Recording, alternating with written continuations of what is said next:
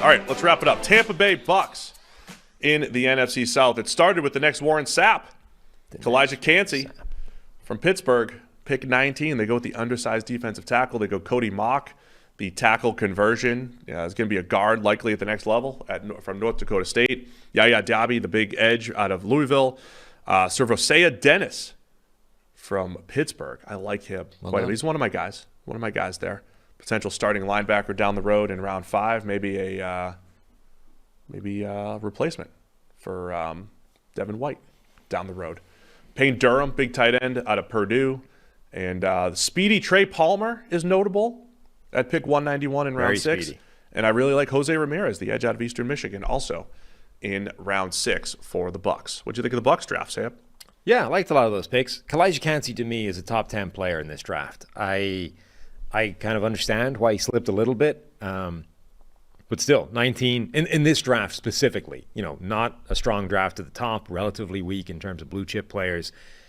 19 for Elijah Cansey, I think, is an absolute bargain. He's not Aaron Donald, but Aaron Donald has shown that guys that have that incredible burst, get off, quickness off the line, who understand how to use their hands, which is huge, can be ridiculously destructive in the NFL. The hand usage thing, by the way, that was our concern with Ed Oliver coming out. Like, we still liked Ed Oliver and everything, but we had to keep saying he's not Aaron Donald because of the hand usage. Yeah.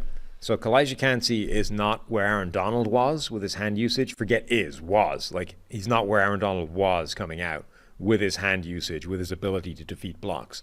But he's far further along than Ed Oliver was, who went, extremely high. So I think Elijah Cansey absolutely should have been a top 10 player in this draft. So for Tampa Bay to get him at 19 is a steal. Like, he could easily be one of the most impactful players in year 1 out of this entire draft class. Yeah, I mean, the Bucs who have they lost so many players. Of course, Tom Brady's retiring, but also other players up and down the roster. It was a trench draft, man. They had to get back in the trenches. 2 defensive linemen with their first 3 picks. Cody Mock, who we mentioned, I think competes right away, both guard spots. The guard spot right now, Matt Filer, Robert Hainsey. It is interesting because it's a whole bunch of tackle conversion guards on this team. Gedeke, who's maybe going to be the right tackle as of now. Maybe they just pick somebody up, waiver wire or whatever. But right now there's like 5 guys that played tackle in college or at some point in the NFL, but are guards for the Bucs. Matt Filer, Robert Hainsey, Luke Gedeke, Cody Mock. So they're all competing for maybe Brandon Walton ends up playing right tackle. So tackle's still a spot there, but Mock has a chance to step right in, compete for a guard spot. Cansey on the defensive interior. I love the fact that he's going to be playing next to Vita Vea and Greg Gaines. Yeah. Right? You've got your big-bodied guys there next to him. It's like I said at the draft show. If you just even out the weight, it's perfect. We averaged 315 on the defensive tackle. Just average it out. It makes perfect sense. Was there a 70-pound difference between Cansey and Vita Vea? Yeah, basically. At least. Yaya Diaby, again, you just add more to the edge room. Shaq Barrett had the tragedy. Did you see that? I didn't see the details, but I saw that. Man, just an absolute tragedy. His 2-year-old, I just don't even want to mention it. His 2-year-old drowned. That's horrible. But Shaq Barrett's still there, coming off of injury. He's awesome. Joe Tryon-Shoyinka has maybe not lived up to the first-round hype yet, so you add a little bit more depth there with Yaya Diaby to go with Anthony Nelson. So like a lot of teams, you want to have a rotation there, and the Bucs needed to replenish the trenches, and they did with their first 3 picks. What did you make of Diaby? I thought he was one of those, when you talk about like the upside edges, he was pretty good production-wise and has just a good athletic profile that works in the third. If he had gone in the second, I think there's more risk. Like 3rd or 4th round, I think it's the athletic upside there. Even the 3rd struck me as just a little bit too much for him. I was fine with him there. He was 107 on the main board. I had him as a top of the 4th, I think would be better value, but I mean, you're sitting there, pick 82 in the 3rd is fine. He's another one of these players that I think is slightly between positions. There's a lot of them in this draft. I wonder if he's better as an interior guy. A lot of his best work came either inside or from those kind of tight alignments, head up over tackles and those kinds of things.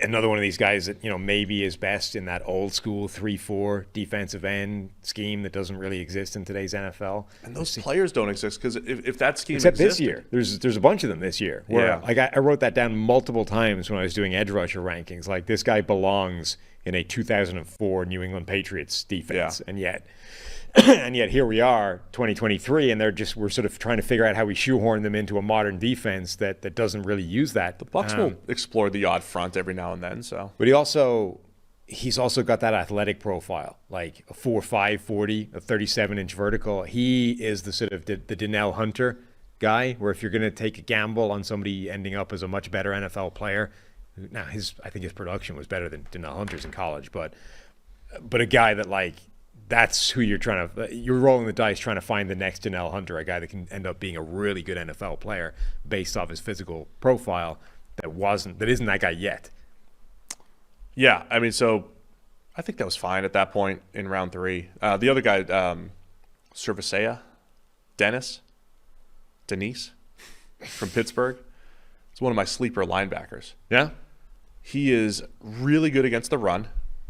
And one of those remind me a little bit, Zach Cunningham. I called Zach Cunningham the Texans, old Texas linebacker, a ninja in the run game. Hand usage, and he's chopping, he's swatting, he just knows how to keep himself clean against guards and all that stuff. Dennis does that in the run game. Quick, powerful, just really good run game wise. He can turn and run the seam athletically. And then other times he looks horrible athletically. Man coverage, he looked terrible at the Senior Bowl outside of like one play where he broke for an interception.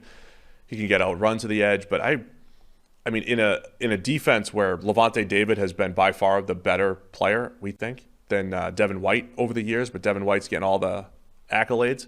Dennis feels like the next guy that maybe takes over for Levante David and is just really productive and maybe doesn't get all the credit because it's not the flashiest, but he just gets the job done. He's a good player for a 5th round. So yeah, I like him a lot.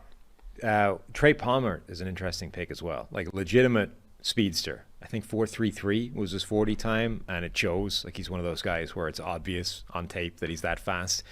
Buried on LSU's depth chart for 3 years, multiple years, and then ends up going to Nebraska, puts up 1,000 yards, 9 touchdowns. I don't love him. I think there's some problems to his game, some pretty significant problems. He tries to catch everything, not into his body, because he does hand catch them, but it's like the object of the game is to catch them with his hands as close to his body as humanly possible. Like, instead of putting your arms out, extending, reaching towards the football, and then plucking it out of the sky, he waits until it's right on his frame before he catches it with his hands, which is a strange. I'm not sure I can think of too many players that have had that quirk to their game, but they lost. So he takes the Scotty Miller role. I was going to say they lost Scotty Miller, right? Yeah. Who had some of those issues himself, but is that speedster that can scare a team at all times. And again, in the 6th round, like, people 6 foot 190 receivers that can run 4.3 flat effectively do not tend to last until the 6th round. Yeah, and then even Jose Ramirez in the 2nd round, he was one of the guys I highlighted as a sleeper edge. 6th round. What did I say? 6th round. Jeez, man. Now I'm done. 6th round, Jose Ramirez. Love it. Productive player, explosive off the edge, not great against the run. But I like this tape a lot, yeah. Yeah, get him. And I like this tape a lot, passer. and I didn't give it enough credit because I definitely watched it at the end of a stretch where I was just jaded by edge rushers. Better than beige. Better than beige, potentially. So, yeah, I mean, it was a good, solid draft by the Bucs. They're the first team in this episode that had some interesting names in the undrafted free agent group, I think. I haven't been looking. Sean Tucker, the running back from Syracuse, they got as an undrafted free agent. He has a heart issue, I think, that took him off most boards. Right. They also got Lindsey Scott, the incarnate word quarterback, who put up some absolutely 63 stupid numbers this year. 58 touchdowns or something like that. I'm just going to pull them up now. We gave the Bucs an A-, by the way. A- for the Bucs. A good, solid draft as they try to, get back at it post Tom Brady.